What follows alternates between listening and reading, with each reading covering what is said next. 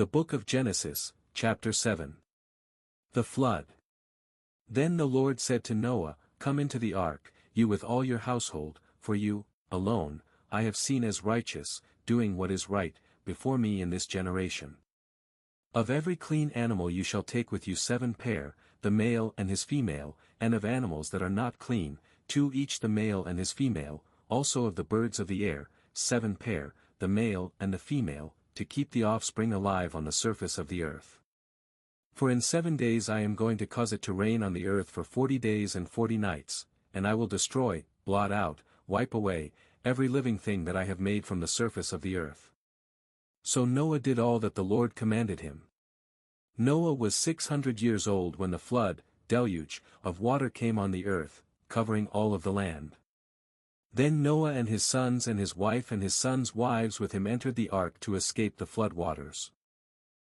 Of clean animals and animals that are not clean and birds and fowls and everything that crawls on the ground, they came, motivated by God, into the ark with Noah 2 by 2, the male and the female, just as God had commanded Noah. And after the 7 days, God released the rain and, the floodwaters came on the earth. In the 600th year of Noah's life, on the 17th day of the 2nd month, on that same day all the fountains of the great deep, subterranean waters, burst open, and the windows and floodgates of the heavens were opened. It rained on the earth for 40 days and 40 nights. On the very same day Noah and Shem and Ham and Japheth, the sons of Noah, and Noah's wife and the 3 wives of his sons with them, entered the ark, they and every animal according to its kind, all the livestock according to their kinds, every moving thing that crawls on the earth according to its kind, and every bird according to its kind, every winged thing of every sort. So they went into the ark with Noah, 2 by 2 of all living beings in which there was the breath and spirit of life. Those which entered, male and female of all flesh, creatures, entered as God had commanded Noah, and the Lord closed the door behind him. The flood, the great downpour of rain, was 40 days and nights on the earth, and the waters increased and lifted up the ark, and it floated, high, above the land. The waters became mighty and increased greatly on the earth, and the ark floated on the surface of the waters.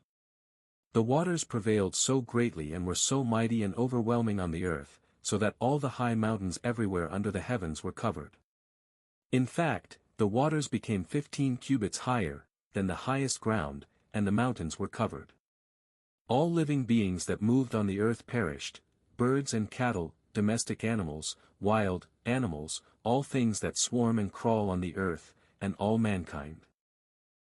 Everything on the dry land, all in whose nostrils was the breath and spirit of life, died.